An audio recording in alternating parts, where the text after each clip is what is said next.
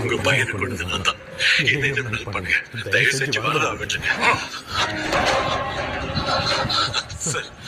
என்ன நீங்க கொள்ளுங்க, வரதா மட்டும் தொடாதீங்க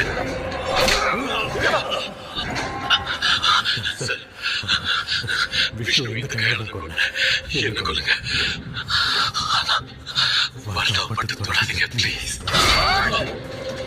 அண்ணா நம்ம இது செய்யலாம்.